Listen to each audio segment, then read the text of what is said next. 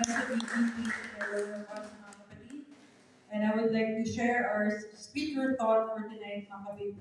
In the book of Psalms, chapter 124, verse 1 to 8, mga kapatid, sabi dito, if it had not been the Lord who was on our side, now may Israel say, if it had not been the Lord who was on our side, when men rose against us, then they had swallowed us up quick when their wrath was kindled against us. Then the waters had overwhelmed us, the stream had gone over our soul.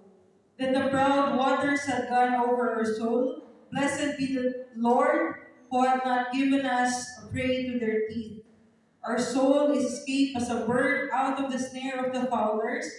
The snare is broken, and we are escaped. Last verse, our help is in the name of the Lord, who made heaven and earth. Amen. Praise God. I'd like to focus on the phrase that says, if it had not been the Lord. Amen. Unless God does something, unless God shows up, unless God works, we're lost. We're doomed, mga kapatid. And it is a good thing to remember tonight the goodness and the faithfulness of our Lord. Amen. And we all know throughout the Israelites' history, they faced so many battles and enemies. And yet, they were victorious, mga kapatid, because God was on their side. And as David looked back over Israel's history, he was overwhelmed by how God was faithful, who had been protecting and caring over His people. And we are reminded tonight, mga kapatid, that there is a great blessing of having the Lord in our side, mga kapatid. I wonder if we have experienced being almost drowned. We were almost about to sink, mga kapatid. We were about to fall, mga kapatid. But we're so thankful that God intervened and stretched forth His hands and rescued us, mga kapatid. That if God didn't catch us, mga kapatid, we would surely fall, mga kapatid. And that's how God is so good in our lives. That in times of distress, in times of need, God is ever being present. Amen. How we imagine ourselves, mga kapatid, hallelujah, without God in our side, where would we be? Amen. What would be our life, mga kapatid? That if it had not been the Lord, where would we be? And I could not imagine myself, mga kapatid, without Jesus. And I'm sure, mga kapatid, my life would be broken.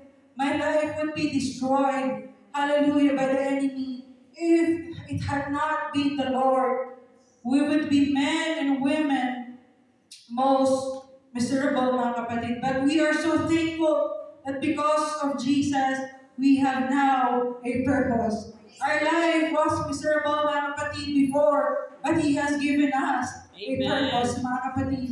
The plan and the purpose of God, of the enemy, was to destroy us, mga kapatid. But God's promise in Jeremiah chapter 29, verse 11, for I know the plans I have for you, declares the Lord, plans to prosper you and not to harm you, plans to give you hope and a future. Wow. Praise the Lord. Thank God for that promise, mga kapatid. And for all the struggles and challenges that we've been through, mga kapatid, if it has not been the Lord, our story would be different.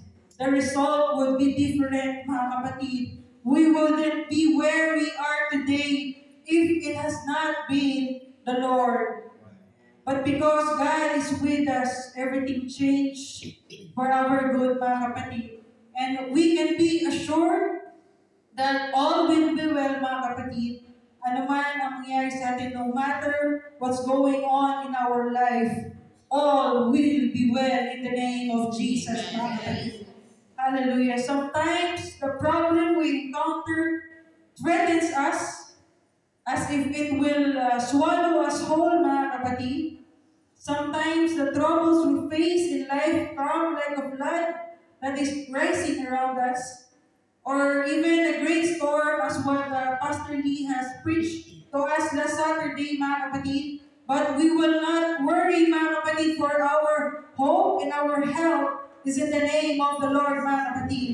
Hallelujah. Hebrews chapter 13, verse 6, so that we may boldly say, the Lord is my helper, and I will not fear what man shall do unto me. Amen. We are just limited as a human being, mga kapatid, but God can do something in our life. Hallelujah.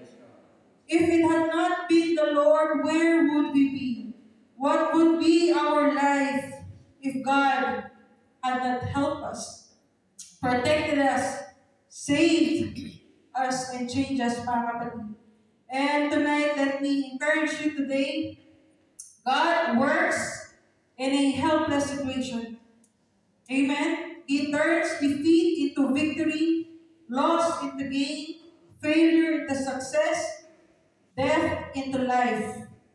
Amen. That when everything seems so impossible, mga kapatid, but as long as we put our trust in Him, mga kapatid, surely God will show up and He can make a difference. If it had not been the Lord, our family would have been broken. Amen. Our marriages would have been failed. Our life would have been destroyed. But because of Jesus, He changed our story for His own glory, mga kapatid. That's why I'm so thankful tonight for where we are, who we are, and what we are today, mga kapatid. It is all because of the grace of the Lord, mga kapatid. Amen. God bless us all.